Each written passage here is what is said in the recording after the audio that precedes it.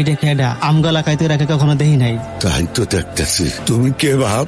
আমাকে কিছু কইরো না, কিছু বইলো না, আমরা এমনি অর্ধেক বইরা আছি, আমাকে আর মাইরো না।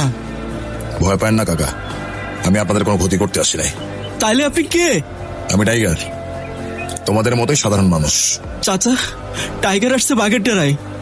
আপনি কইছিলেন না চাচা, আমাদের এই বাঘের ডেরা থেকে বাঁচাতে আল্লাহ কাউরে না কাউরে পাঠাইবে। আল্লাহ আপনার ডাক শুনছে চাচা যান, আল্লাহ আপনার ডাক শুনছে। আপনারা সবাই কান্না করতেছেন কেন? ওই দেখো, ওই মাইয়া ডারে দেখো। বাইসে যেও মরে গেছে, আপকো চান আমরা হাতে নিয়ে বসে থাকি। এই যে মানুষগুলোরে দেখতেছেন, প্রত্যেকটা মানুষ তার নিজের শেষ দিন গুনতেছে।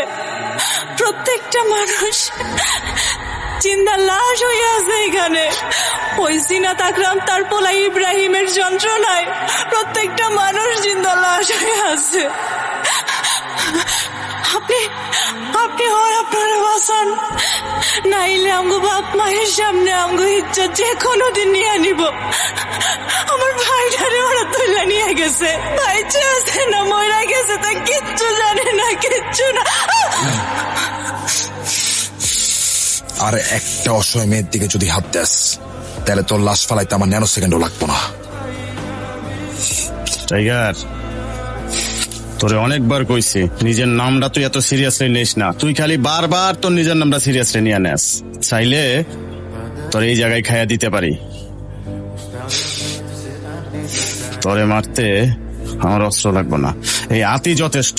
হ্যান্ড টু হ্যান্ড দম আছে, দমও আছে, জিগারও আছে, আর প্রতিবাদ করার সাহসও আছে। আমাজানের ইশারায় বহু দূরতাছস। তোর হিসাবটা আমি পরে দেখতাছি, কড়াই গন্ডায় নিয়ে আনিমো। ভগবান, ভগবান আমগো কথা শুনছে। উনি কর্তা না, উনি আমগো মতো লোক, উনি আমগো মতো লোক, উনি আমাদের লোক।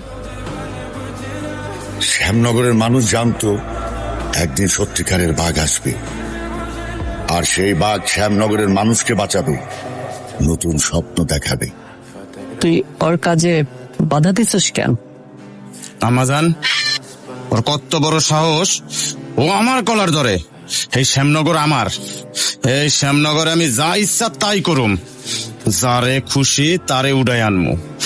ও কবার কে? ওর একে শ্যামনগরের নিয়ম কানুন সম্পর্কে কিছু জানার নাই?